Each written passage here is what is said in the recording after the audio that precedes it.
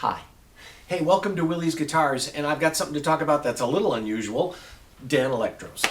Yeah, so I'm kind of a Danelectro nerd myself, and Danelectro was really kind of a genius in guitar making. I don't think anybody has taken as humble an origin as Nate Daniels that was Danelectro. You guys all know they made guitars in the 50s and 60s, mostly for Sears. Sears was by far their #1 customer. They made small amplifiers and guitars.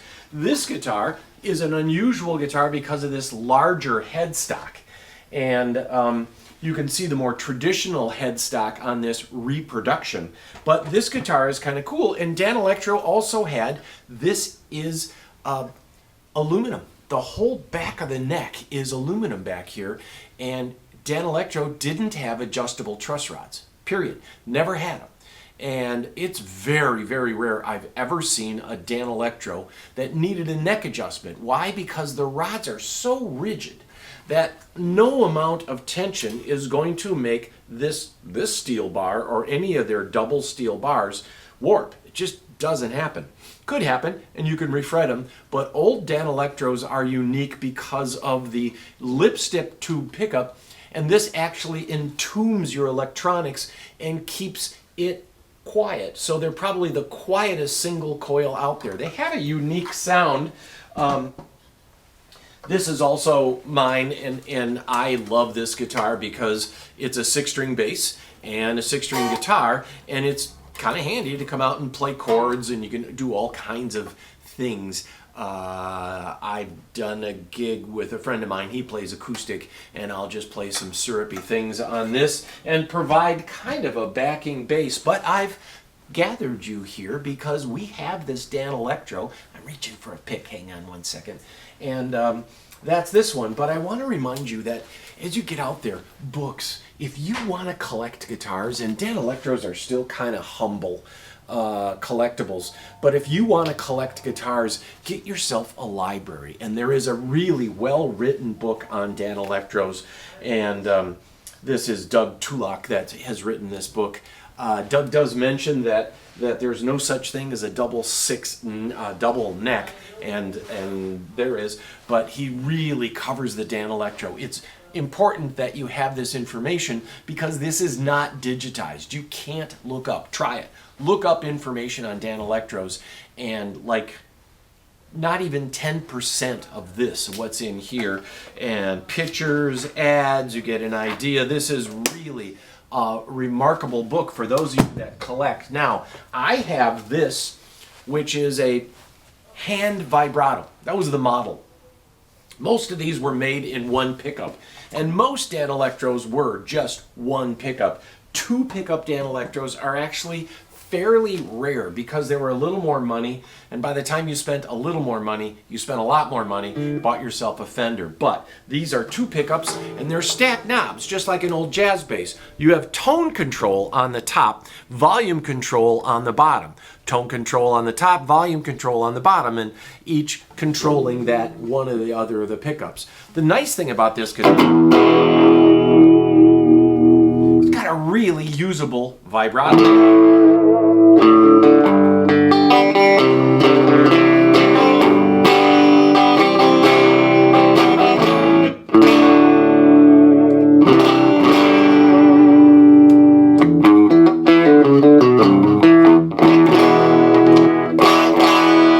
Danelectros are not unlike Rickenbackers, and they have a little weaker output, but there's a tone to this weaker output.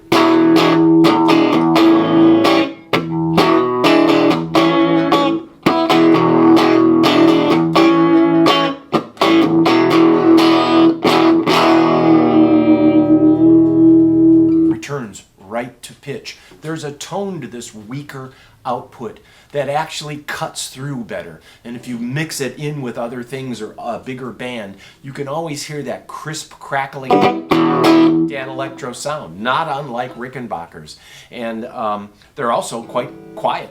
Here I am next to an amplifier. There's no hum. That's because these are entombed pickups that is actually encasing the electronics. and shielding it from outside interference, which is where your hum comes from.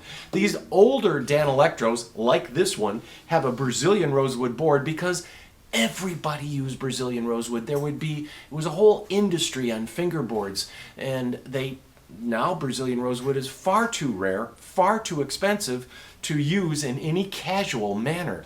But these old Danelectros, and they are, yes, made of countertop material. Yes, they do generally have a center block, especially around the bridge area, and that center block is, to keep things anchored. But they're kind of a semi-hollow thing too. So if you're playing, you can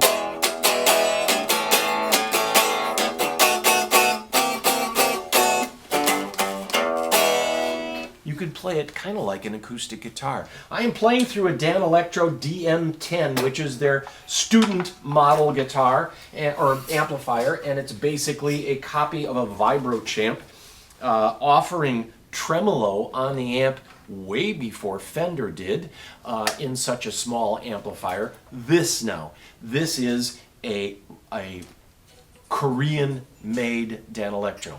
I would advise against Chinese-made guitars in general. Why? Because there's just too much that could go wrong. We don't even like to repair Chinese-made stuff because the metal is so cheap. You'll be hand tightening a nut on something and it'll just break in your hands. They're just really inconsistent quality. These Korean ones are kind of okay. And I'm going to turn my amp back up here. They don't have the delivery that these American made. But if you want that clankety sound, they do work.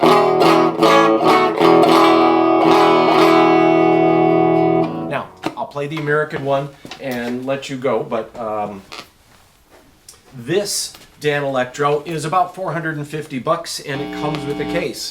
And they don't last because they're kind of like candy. They're easy to buy. This Danelectro, and this is pretty rare, this is at it's $18.95. And right away you get more power. We'll clean up the amp a little bit.